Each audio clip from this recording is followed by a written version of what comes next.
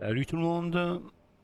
Alors on va faire deux petits tours sur le circuit de Sebring avec la Porsche 911 RSR 19 numéro 56 de couleur verte sur le circuit de Sebring comme j'ai dit. Donc deux petits tours tranquilles.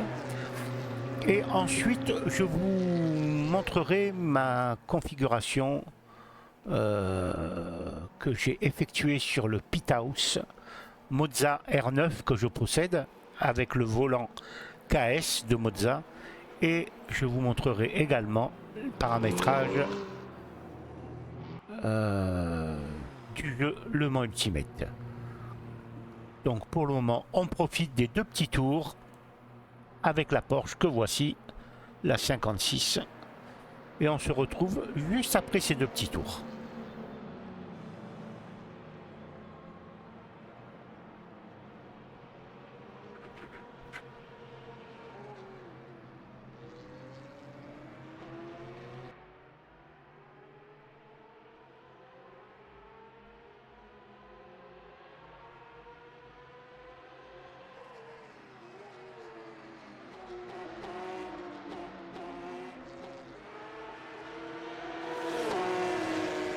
Alors je profite de cette très courte vidéo pour remercier vraiment très sincèrement les derniers arrivants sur ma chaîne YouTube. Ça m'a fait énormément plaisir. Depuis quelques jours, vous êtes quelques-uns à arriver. Ma chaîne n'est pas très importante, mais petit à petit, vous êtes présents, vous me suivez, et ça me fait énormément plaisir.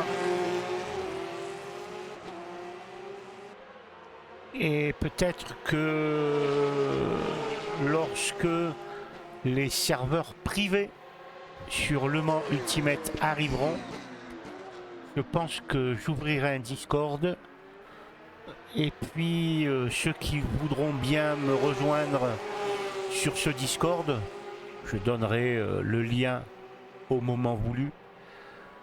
Eh bien écoutez, ça sera avec grand plaisir qu'on pourra se retrouver et tourner essentiellement sur des serveurs privés sur Le Mans Ultimate. Je dis bien essentiellement. Il y aura presque pas de R Factor 2 ni de Assetto Corsa, mais ça sera vraiment essentiellement Le Mans Ultimate. On a la possibilité d'avoir ces trois catégories. D'ici là, les GTE disparaîtront, il y aura les GT3 à la place, les LM GT3. Donc il y a de quoi s'amuser. Donc en temps voulu, je vous donnerai un lien Discord et on tournera, si vous le voulez bien, ensemble un soir par semaine pour se détendre essentiellement. En aucun cas, ça sera un Discord compétitif et compétition pure et dure. Non, ça sera une réunion de collègues pilotes sim racers pour passer un petit moment dans la bonne humeur, pour échanger des infos, enfin voilà.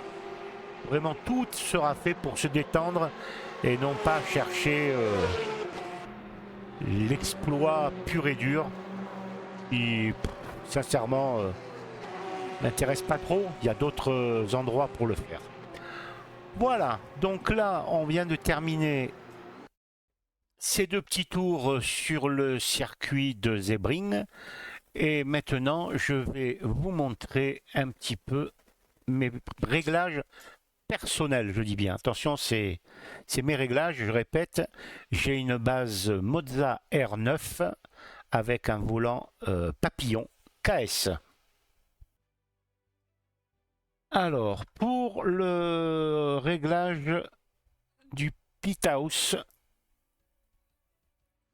voilà, il est là. Je vous le mets là.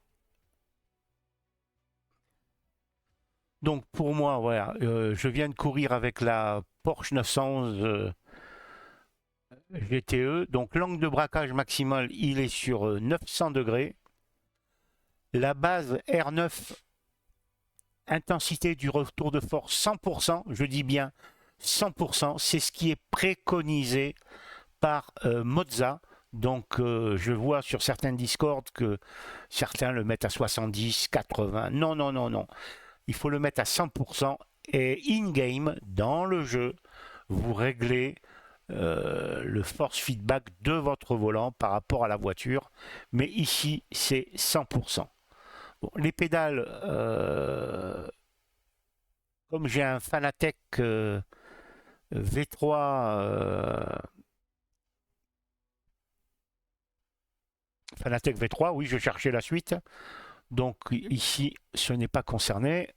Donc ensuite, l'angle de braquage, on est à 900 degrés. La sensibilité de la route, moi je l'ai mis à 2. C'est à vous de voir. Moi, voilà, je vous donne tout simplement mes réglages à moi. Hein.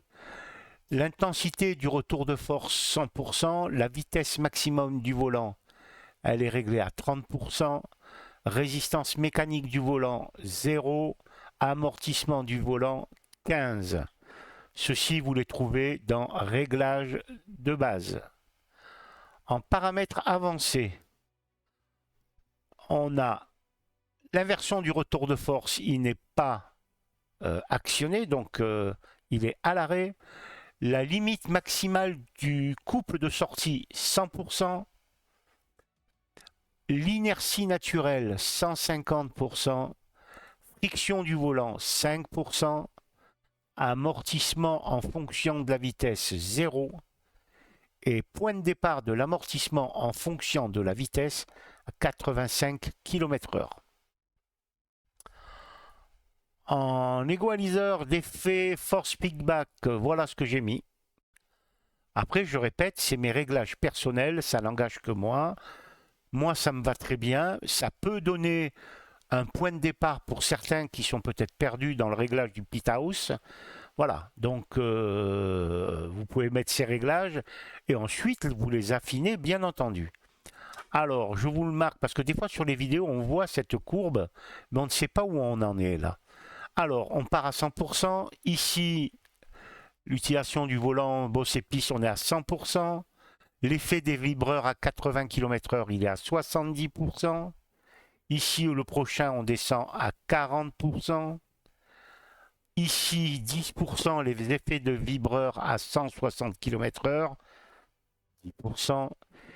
Ici, 0%. Et ici, 0%. C'est les derniers. La courbe du force feedback, je ne l'ai pas touché.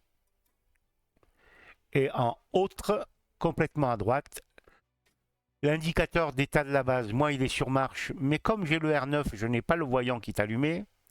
La limite de la rigidité, il est sur 1. La limite de force, c'est l'intensité de la force ressentie lorsque le volant est tourné jusqu'à la limite. Il est sur dur. Les limites du force feedback en butée de direction, c'est sur arrêt. Et la stratégie de régulation de la température est sur conservatrice. Voilà, ça c'est mes réglages de ma base. Concernant le volant, alors bon à savoir quand vous voulez affecter dans Le Mans Ultimate les touches du volant, quand vous réglez les touches, il vous affiche des fois des lettres et des numéros ou des nombres. Si vous êtes comme ça, vous vous dites mais c'est quoi les nombres qui s'affichent? Vous voyez les touches là. Vous allez sur button number ici, vous actionnez et vous avez tous les boutons qui s'affichent. Voilà. Alors, moi je suis en combinaison de l'axe, les modes de palette double embrayage. Le point de patinage, il a 50%. Les boutons, mode de bouton rotatif, j'ai mis en bouton rotatif. Le stick, c'est pour le pit, pour régler, monter, descendre. Je l'ai mis sur croix. Le mode d'indicateur de LED sur régime moteur. Hein. Là, il est en mode 1. Ça veut dire que l'indicateur s'allume de gauche vers la droite. Et si vous le mettez en mode 2, une seule couleur est affichée. Alors que là, c'est un dégradé de couleur qui s'affiche de gauche à droite. Bon, voilà un petit peu mes réglages Je vais vous le donner si vous le voyez mal. Le premier à 75, 79, 82, 85, 87, 88, 89, 90, 92, 94. Voilà. Ensuite, le pédalier, on n'en a pas besoin. Et tout le reste, on n'a pas besoin parce que je n'ai plus tout ça. Voilà, ça c'est mon réglage Pithouse. N'oubliez pas ici de bien entendu configurer le jeu que vous lancez. Vous pouvez lancer le jeu, admettons, où je suis à... j'ai ouvert le Pithouse mais j'ai pas ouvert Steam. Je vais sur R-Factor 2. Si je clique ici, lancer, le jeu va s'ouvrir sur Steam automatiquement et il sera bien entendu reconnu par Pithouse. Il faut absolument que Pithouse soit allumé lorsque vous êtes sur un jeu. Soit vous lancez le jeu directement d'ici, soit vous allumez Pithouse, vous le mettez, voilà, vous le réduisez et vous ouvrez Steam pour ouvrir votre jeu. Hein, ou alors, eh bien écoutez, vous le gardez voilà, ouvert et vous l'avez ici. Voilà, ça c'était pour le Pithouse. On va passer maintenant sur les réglages de Le Mans Ultimate. Alors voilà, ça c'est mes paramètres à moi. J'ai une carte graphique Nvidia 3050. Vous voyez, il n'y a rien d'extraordinaire. Et même avec cette carte graphique, eh bien écoutez, moi, je ne me plains absolument pas du jeu. Voilà. Donc voici mes réglages que j'ai mis. Donc ça c'est la jouabilité, après chacun le voit. Hein. Moi j'ai l'embrayage auto, j'ai maintien des freins et maintien de l'embrayage, l'essuie-glace automatique et les phares automatiques. C'est-à-dire que je n'ai que les appels de phare à faire. Les phares s'allument quand il y en a besoin. Tout le reste c'est sur off. Ensuite, les commandes.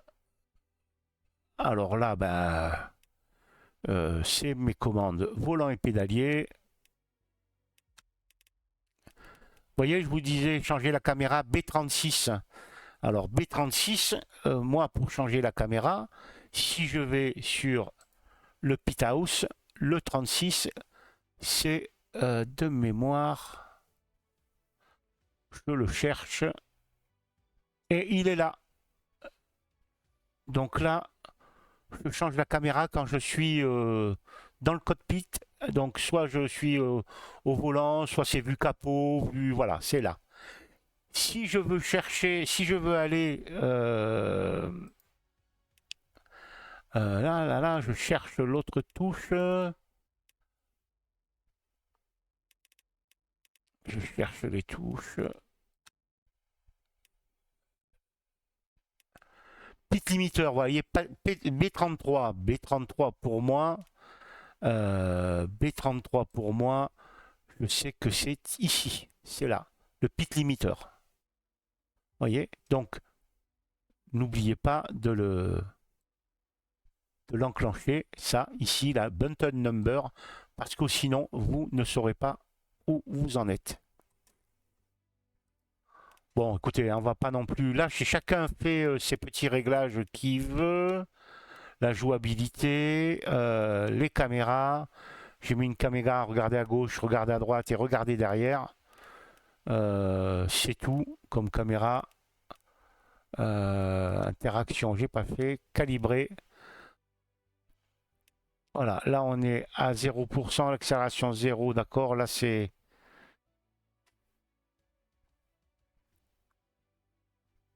Voilà, ici, là, réglage de la direction. Utiliser la plage du volant à partir du véhicule, oui. Rotation du volant maxi 900.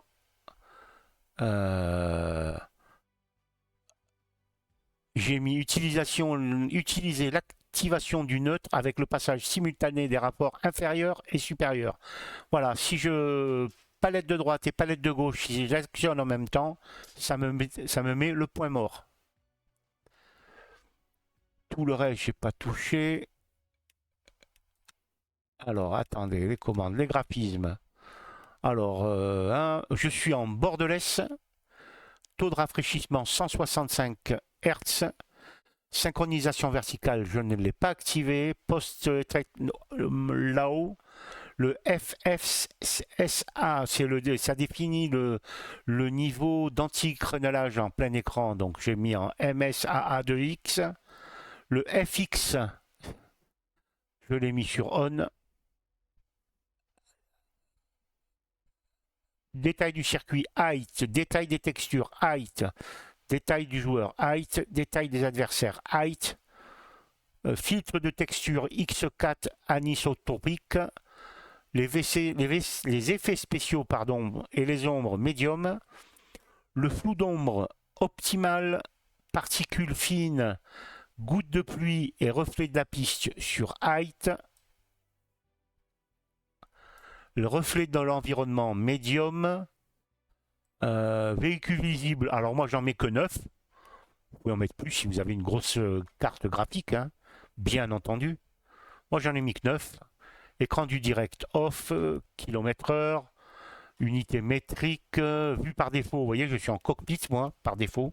Je suis toujours à l'intérieur du véhicule.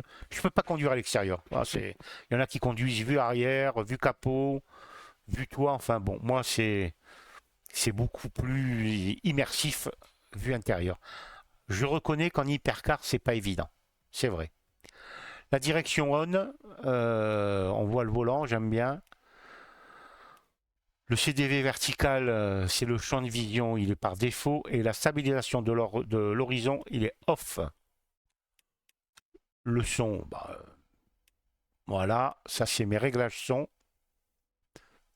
Voilà le réglage volume sonore qui me sert aussi bien à enregistrer la course que de faire ma vidéo sur YouTube. Le volume principal à 41%, volume de bord 45%, volume observateur 41%. La musique, elle est à 1%, j'en veux pas. Volume du clic sur le bouton d'interface 50 et volume du survol des boutons 50. Et ensuite, ce que l'on va voir le plus important, et je le sais pour vous, force feedback. Alors, sur le Pitarus, on en revient. On revient. Il est là. Intensité du retour de force, il est, comme le préconise Mozza, je répète, j'ai une base Mozza R9, ils préconisent de le mettre à 100%. C'est eux-mêmes qui le disent, donc je ne vois pas pourquoi on ne mettrait pas à 100%. Donc lui, il a 100%. Et ici, pour entre autres la Porsche 911 RSR que je viens de conduire, eh bien la force de mon force feedback, je l'ai descendu à 45%. Voilà. L'effet du force feedback, oui. Inverser le force feedback, oui. Je dis bien oui. Capacité de couple de direction 5. Lissage du force feedback 3. Couple de direction, il est à 0. Le niveau de collision et sensibilité du couple de direction à 100%. Et l'utiliser l'effet de force constante de la direction, non. Voilà. Ça, c'était les paramètres de jeu directement dans Le Mans Ultimate. Voilà, je vous avais dit, c'était une vidéo très très courte, 2 tours sur Sebring. Et ensuite, on a vu mes paramètres perso. Ça pourra peut-être en aider certains, ça pourra faire une base de départ pour d'autres. Voilà, écoutez, j'espère que cette vidéo vous aura été très utile. Je vous remercie de m'avoir suivi. Je vous dis à bientôt. Dès que les serveurs sur Le Mans Ultimate sortent, les serveurs privés, je crée un Discord. Et puis, si certains d'entre vous veulent me retrouver, je mettrai l'adresse, le lien du Discord pour tourner sur Le Mans Ultimate dans la convivialité, la bonne humeur et sans la recherche à tout prix de l'exploit ou de quoi que ce soit. Non, non. C'est pour passer des bons moments ensemble, faire des courses sérieuses. Hein, il faut aussi quand même être sérieux, mais sans se prendre la tête. Ça, c'est pas chez moi. Voilà. Eh bien, écoutez, merci beaucoup. Je vous souhaite de passer une bonne soirée. Et puis, je vous dis à très très bientôt. Bye bye. Ciao.